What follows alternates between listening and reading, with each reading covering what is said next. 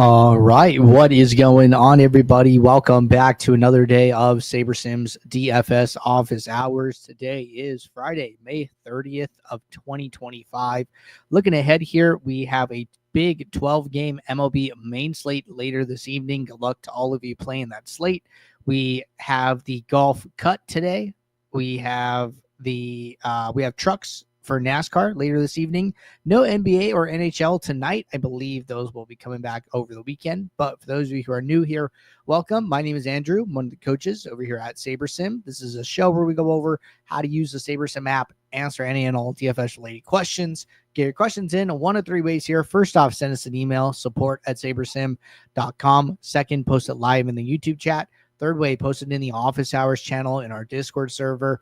If you're not in our Discord and want to get access to that channel, there's a link in the description of this video. You also get access to our similar channels, individual sport channels, and you get access to the rest of the SaberSim teams. Can't say enough good things about the Discord. But with that said, we do this show Monday through Friday, 4 p.m. Eastern, and then we do this show tomorrow on Saturday at 12:30 p.m. Eastern. So you can tune in any one of those days, get your questions answered. It is Friday, so reminder that we do have the build review show today. That will be going live in about an hour here at 5 p.m. Eastern following this show. So just want to let you guys know about that.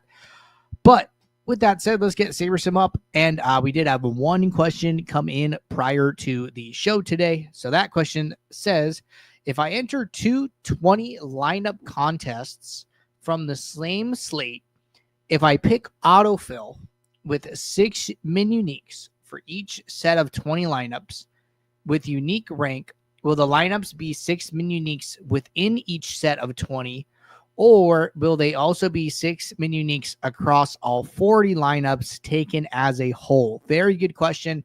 So with autofill, okay, pull this up, show what it looks like a little bit.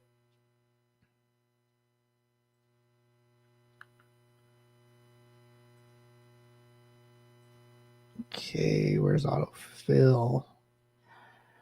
Okay, so autofill is like right here, right? This is basically what it looks like. The min uniques in the uniques column here get applied within a contest. They do not get applied across contests, okay? So when I change this from 1 unique to 4, say, it is going to make sure that the 5 lineups in this top contest have 4 players different at a minimum from every other lineup in this set of 5, but that has no impact on the uniqueness between contest 1 and say contest 2. Okay, so if you're trying to be more unique across all of your contests, then you would have to use direct fill, where it will take all of the lineups and look at them as a whole, or depending on however many contests you have checked at that specific moment. So direct fill gives you that ability.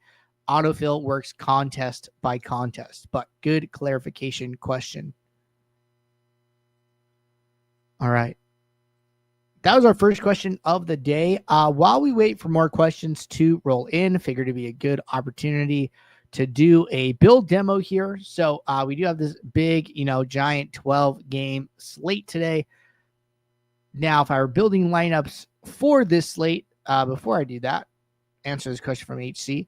Said, Andrew, do you recommend an ROI filter and ownership filter for MLB? If so, can you do a demo? Because I tried it yesterday, and out of 5,000 lineups, there were about 4,000 that were trashed. So I typically don't recommend an ownership filter. And the reason for that, right, is like if you go back to like a past contest, right? We'll just go back to like yesterday. And we go into contests. We got to go to MLB first. So we go yesterday's MLB main slate. There were 4 games on it, okay? We come in here, and let's say that we are going to play the $1 150 max, right? Okay, we're playing the 150 max. So we come in here, we go over to users. We're going to filter for maxers, sort by sim ROI. Okay, notice, right, this average dupes column is 0, like across the board here, right? So this tells me that even on a 4-game MLB main slate, duplication is really not a factor, okay?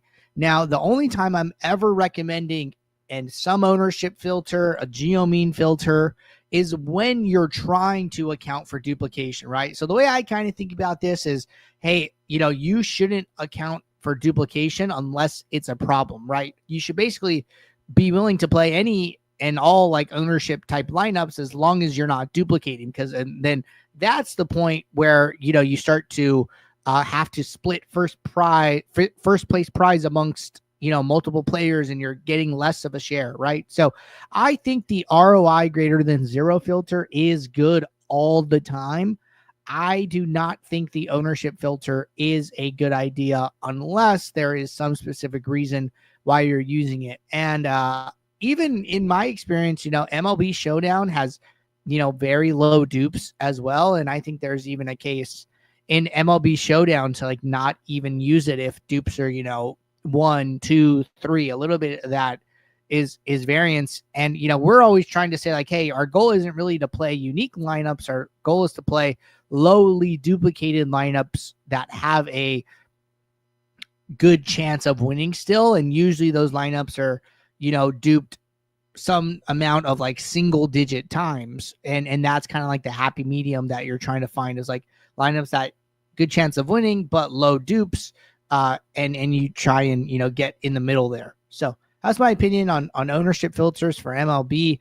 Big slate like today, definitely wouldn't use it. Don't think it's necessary.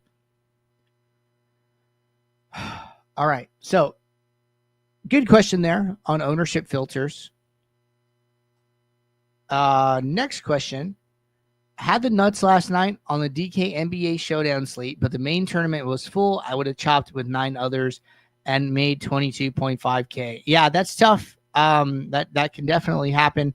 It is okay to reserve your entries earlier in the day, right? Let's say like you're not sure, or you don't have time to build lineups, right? And you're going to build your lineups closer to lock. You can always enter either dummy lineups, right? Or you can just reserve your entries and leave them blank. We do have a tutorial on how to do that, right? So if you go over to our help docs, you go to Saber Sim tutorials.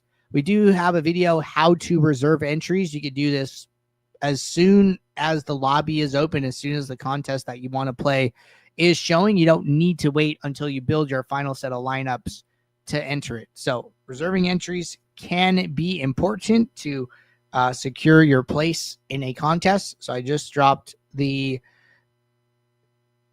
tutorial on how to do that. HC said, sorry, RI filter is okay, but no ownership filter. I heard correct. Yeah, that's what I'm recommending, is use the ROI, but don't use the ownership. All right. Good stuff there. Let's get back to Saber Sim, and let's get back into a build demo here. So MLB main slate for today, 12 games. Notice min salary is already up to 49K. I would just leave it. That's usually pretty fine here. Now, as far as any filters or rules go, just going to set us this rule for don't use batters against opposing pitchers, just to be safe. I don't know what these other stacked rules are. Or maybe some group rule we were testing out. All right, so let's get rid of that. Let's turn on this one. So really not doing anything else here. I might have made some projection adjustment already, but we'll just redo that. Okay, so small projection adjustment there. Another small projection adjustment. Okay, that looks good. Let's say we're building lineups on starter today. So we'll start with a starter demo, and we're going to build lineups. We're going to build 500 here, and we're going to kick off this build.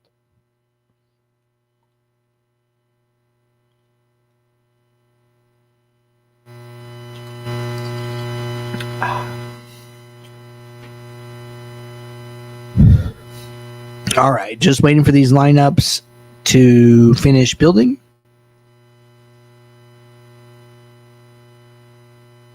And just about done.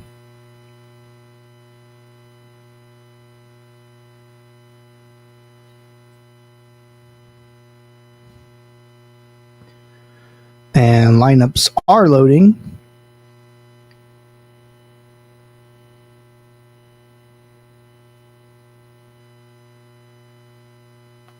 So we are going to cancel this contest sim. And let's go pick a contest. All right, so we're going to go to the contest tab. And let's say we are playing, let's say we're playing the $4.20 max. Okay, $4.20 max, 8,900 entries. We've said that the $4.20 max is a better contest to play than the mini max. So it seems like only right to build lineups for that contest.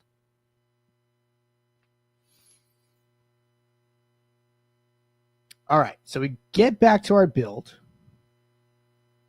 And I'm going to move some columns around.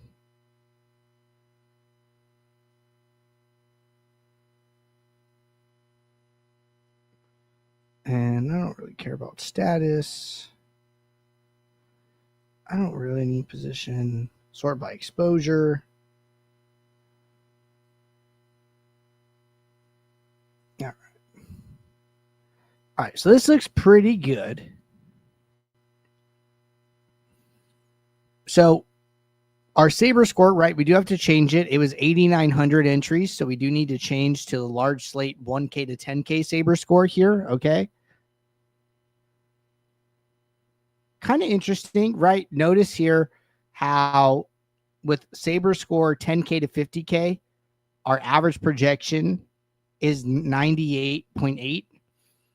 And then when we go to a smaller Saber score, where number of entrant wise, so instead of 10K to 50K, this is 1K to 10K, our projection goes up to 100.2. This makes sense to me, right? Because the smaller the contest, the less projection you want to sacrifice. You know, you don't need to get as different here to have strong lineups. So that makes sense to me why the projection is going up. I wouldn't even doubt it if the weight is higher for projection and the adjusted ownership negative weight is less, right? So here, 0.3 projection, 0.7 percentile, negative 0.5 adjusted own.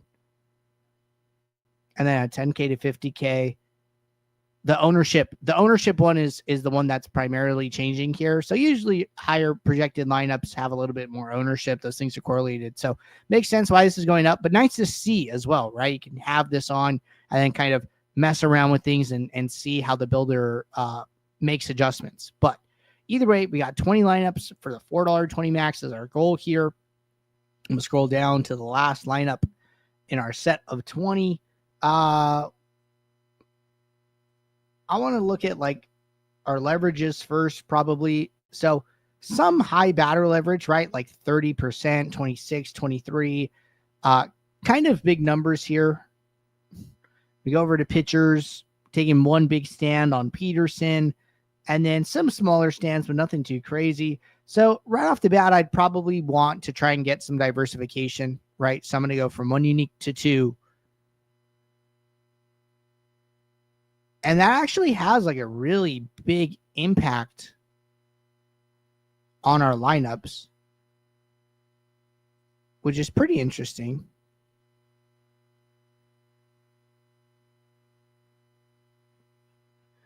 I go from 2 to 3 uniques. Okay. Still in that like same range. But notice our batter exposures have gone down like really, really fast here, right? So going from 1 unique to 4, we're down about like a 1.5 projection, but we're not that much further down in our pool. And then our batter exposures have gone down already to no batter in more than 20% of our lineups. Okay. That seems pretty good to me. Because remember before we were seeing 20% leverage, 30% leverage. Now the highest is 17%. And it doesn't seem like it's as, just as risky, right? Where we're spreading out here. So I'm going to go back to pitchers, still have a stand on Peterson. Doesn't seem that bad. We're basically even with Pavetta now, where before we were positive leverage on him. I wonder if we go back to 1. We have 96 players in the player pool at 1 unique. And then at 4, we have 102. So we haven't actually added that many more players, but we probably spread around our exposures a lot more here. So you got to figure out like, hey, do you like this? Do you want to go further?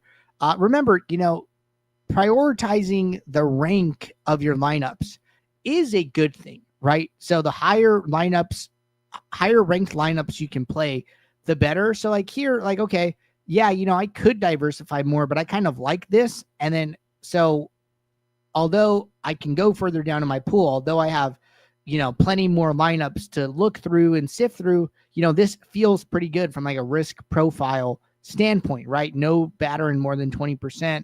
All these other guys are pitchers, and we're taking one big stand on a pitcher, right? Seems like pretty okay to me. We could check out our correlation, right? Dominating is 5 stacks, 4 stacks, and then one single 3 stack out of 20. No team stacked more than 25%. I really like this. I think this is a nice spread out portfolio, and you don't have to max out your uniques. You just need to use it just enough to get your risk to a place where you are comfortable with the stands you are taking. And for me, I'm basically at that point here. But if I were building lineups on a starter for the MLB slate today, this is exactly what I'd be doing. All right.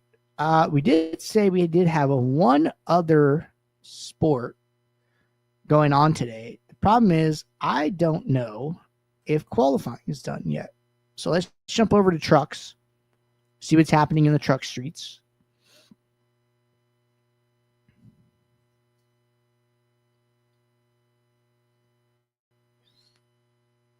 All right. So truck qualifying probably still going on. Remember that we need to know the qualifying information to understand the starting positions for the drivers. And then once we have that information, usually takes us about, I would say 30 to 60 minutes to get projections up after qualifying finishes. So I know this slate starts in about 4 hours here. Once qualifying finishes, we will get all of the projections and ownership posted. So if you're playing trucks tonight, that's why you have not seen projections yet. All right. We do have WNBA today. Missed that one. We have 5-game WNBA slate later this evening. I'm trying to find a sport to do an ultimate demo on. So why don't we talk a little bit WNBA? Not something we've talked a ton about to this point in the season.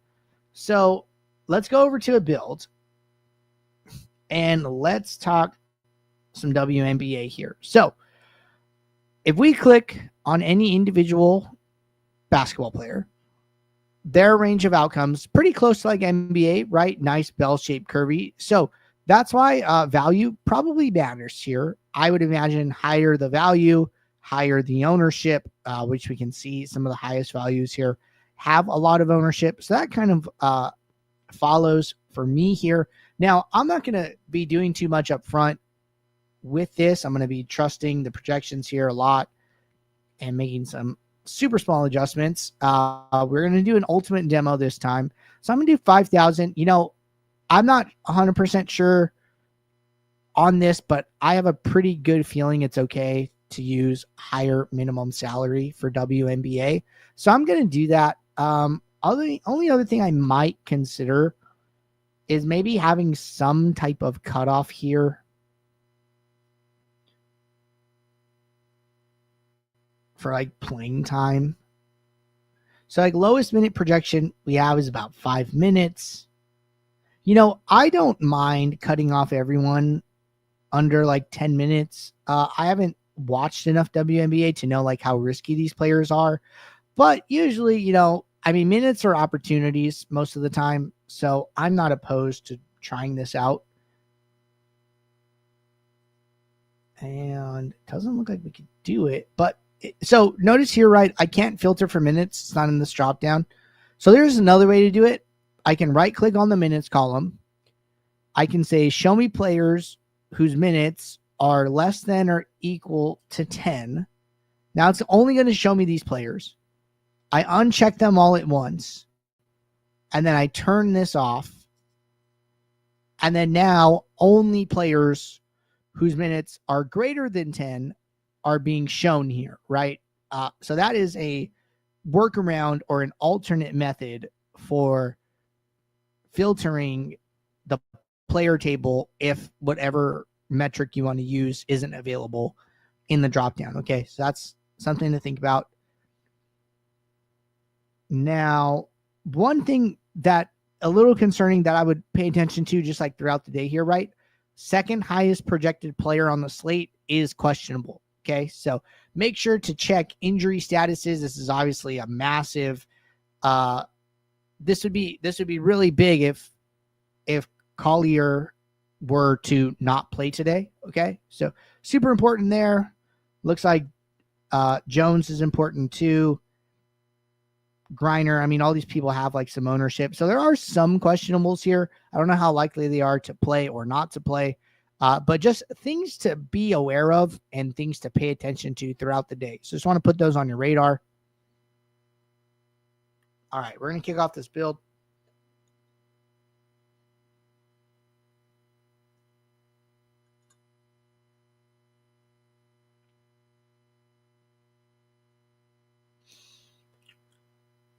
So we are going to use contest sims for this one. So I am building 5,000 lineups.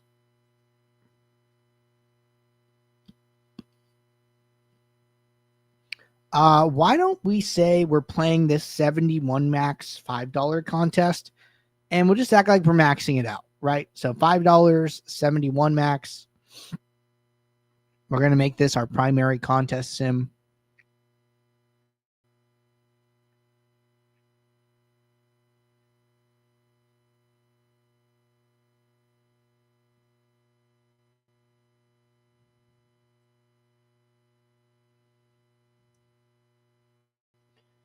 And while this comes up, I don't really want some of these.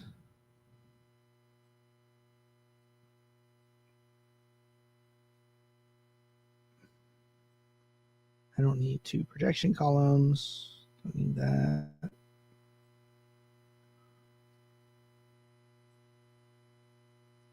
All right, sort by exposure. Pop this guy out. Okay, so this looks pretty good to me.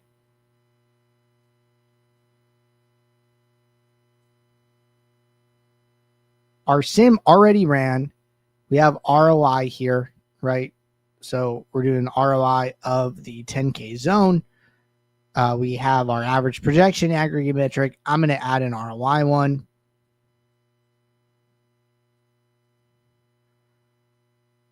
And other things I want to do, right? We talked about this earlier, like, hey, ROI greater than 0, always a good filter to have. I'm going to rename it so we can reuse it in the future. Because these filters save and carry over slate to slate. So turning this filter on removes 1,100 lineups from my pool, right? We did say it's 71 max, so let's change the number of lineups to 71. Okay, cool. All right. So sorting by ROI, 71 lineups, average projection, average ROI, aggregate metrics, sorting by exposure in our table. Now it's all about, again, risk management, making these lineups our own, customizing them. I'm going to use similar tools, right? I'm going to use bin uniques. I'm going to go from 1 to 2, watching how my metrics change, right? So 192.8 projection. So we go down about 2 points there. Don't go down that much ROI, and like 30-ish%. I think we're at 298. So let's try 2 to 3. So a bigger jump here, right? A huge jump with the ROI. I wouldn't really like to sacrifice that much ROI. So 3 uniques feels like a lot. 2 feels a lot better. Now, again, these were some of the highest value players, right? 2 out of our 3 top exposures are 2 out of the 3 highest value players on the slate. So that seems okay with me. Now, if 90% or even like 97% of a player is too much for you, then okay, come in here and change them manually, right? Sometimes an individual projection change is better than using the uniques. It just works a little bit differently and doesn't have to change as many players. So here, right, we put a 77% max exposure on Coulson. our ROI went from 269 to 259, and our projection didn't drop all the way to 186. So this is a good example of a time where using individual max exposures can be a better option than using the min unique tool, right? So usually kind of start with uniques and then make any fine-tune adjustments with exposures. We could do the same thing for Wilson if we want to, totally up to you. I'm going to leave it here because we already kind of demoed how to do that. So like we're taking one big stand on Wilson, some smaller stands on, but value players, right? 3,500 salary, 3,400 salary. So trying to, basically pay up for Wilson, pay down in some of these other spots to get that salary relief is kind of the story that these exposures are telling me. So I'm going to leave it here. I think that's fine. But if I'm playing WNBA, this is what I'd be wanting to do, right? These are the steps and core principles that carry over sport to sport. And this is how I would be applying them to WNBA on the ultimate plan. All right, let me check office hours one more time here. And looks like we're caught up there. Cool. So we're caught up in the office hours, caught up in the chat. Appreciate you guys tuning in. I'll be back in about 30 minutes for the build review show. So until then, everybody, take care. Good luck. Thanks. Bye.